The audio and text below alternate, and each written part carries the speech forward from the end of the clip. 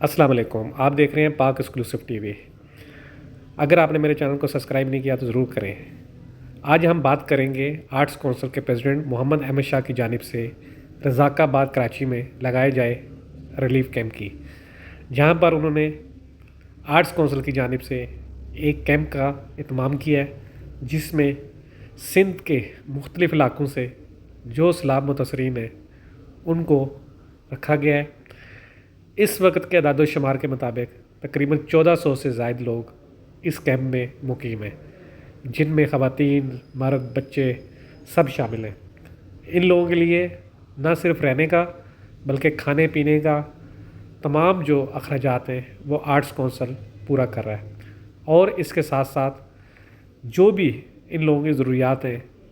وہ بھی arts council ہی پوری کرے گا۔ اس کے ساتھ ساتھ ان کے صحت کے لیے ایک ڈاکٹر 24 گھنٹے موجود رہیں گے 2 شفٹوں میں، جو ان کو جو بھی اگر کسی کو دوائی لینی ہے، کوئی میڈیکلی مسئلہ ہے تو اس ڈاکٹر سے رابطہ کر سکتے ہیں اور وہ کر سکتے ہیں۔ اسی طرح ان کو باقی جو مسائل ہیں کھانے پینے کے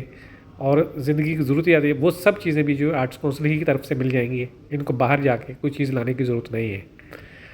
آپ دیکھ رہے ہیں پاک ایکسکلوسیو ٹی وی پر یہ مناظر، یہ آپ دیکھ رہے ہیں اس وقت جو وہاں پہ سیلاب متاثرین آ رہے ہیں ان کی باقاعدہ رجسٹریشن ہو رہی ہے۔ ایک ایک بندے کو رجسٹر کیا جا رہا ہے، اس کی پوری فیملی کو رجسٹر کیا جا رہا ہے،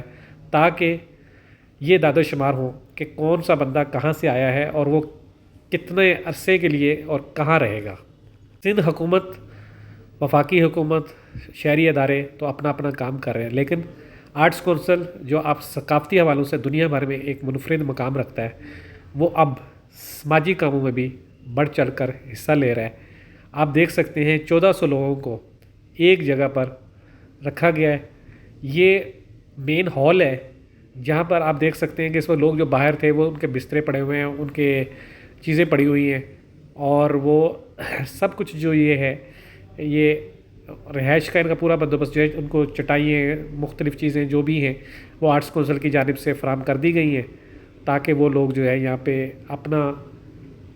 گزر بسر کر سکیں۔ کہا جا رہا ہے کہ اس وقت یہاں پر جو افراد ہیں وہ سندھ کے مختلف شہروں سے، یعنی کہ ٹھٹھہ، بدین، شکارپور، لاڑکانہ اور باقی جو ایریاز ہیں وہاں سے آئے ہوئے ہیں، اور ان سب کو باقاعدہ رجسٹر کیا جا رہا ہے، اور ایک ایک بندے کو جو ہے ان کا نام، پتہ سب کچھ لکھا جا رہا ہے، شناختی کارڈ پورے کے نمبر کے ساتھ، تاکہ جو ہے ان کی جو بھی ضروریات ہیں، اس لیے کہ جتنے لوگ زیادہ ہوں گے اتنا کھانے کی ضرورت زیادہ ہوگی، اتنا جو ہے ان کی باقی چیزیں ان کو چاہیے ہوں گی۔ یہ دیکھیں جی، پانی کے لیے بھی پورا ایک بندوبست ہے، تاکہ جو ہے وہ آپ دیکھ سکتے ہیں یہ کھلا ایریا ایک سکول ہے جس کے اندر جو ہے وہ پورا ان لوگوں کو رکھا گیا ہے، تاکہ یہ لوگ اس طرح یہ آگے ہم جو آپ کو دکھا رہے ہیں کہ یہ دیکھیں یہ سکول کا مین داخلی دروازہ ہے،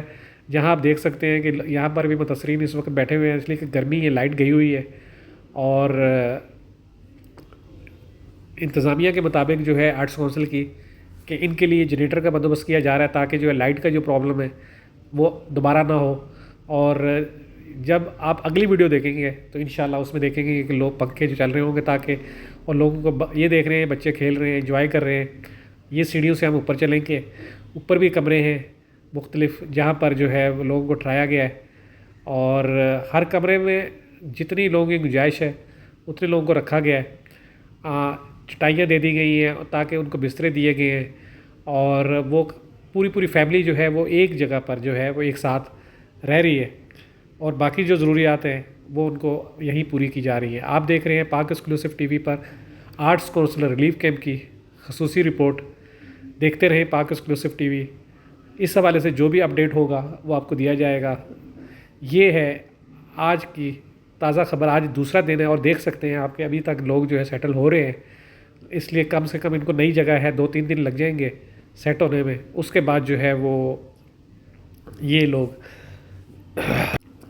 صدر آرٹس کونسل ہو،